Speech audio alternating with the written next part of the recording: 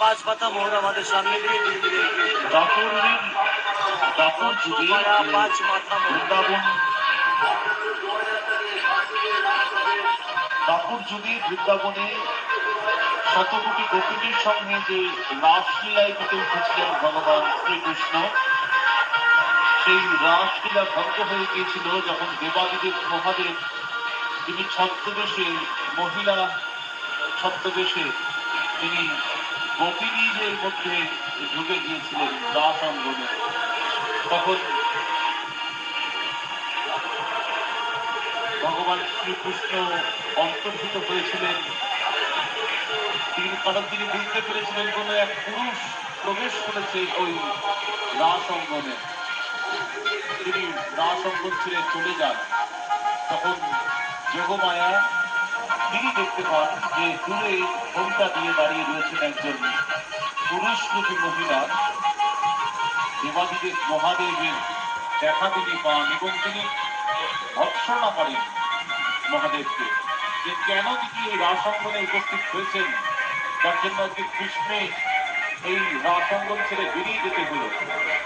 তখন মহাদেব কথা দেন, আজ যে রাস লীলা তিনি দেখতে পেলেন না, কলিযুগে সেই রাসকেই দর্শনে তিনি বিশ্ববাসীকে দেবেন। শান্তিপুর নাথ বৈষ্ণব চূড়ামণি শ্রী অদ্বৈতাচার্য বলেন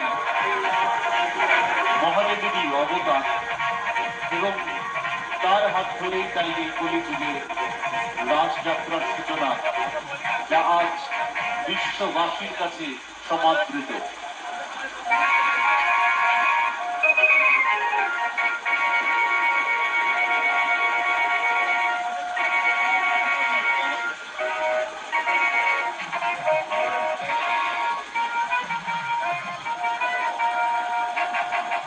আমাদের একজন দর্শক কিন্তু লিখছেন, কোন রকম স্পন্সর ছাড়া এত বড় মাপের একটা কর্মযজ্ঞ আয়োজন করা বোধহয় শান্তিপুরেই সম্ভব।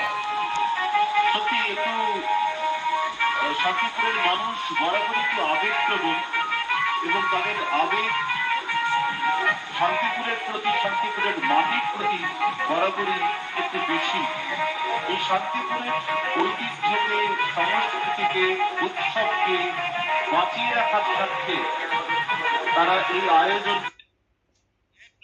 কত টাকা যে খরচ হয় হয়তো তার অঙ্কের হিসেব করতে বসলে আমরা সেই হিসেব খাতায় মেলাতেই পারবো না, এত বড় একটা অঙ্কের হিসেব।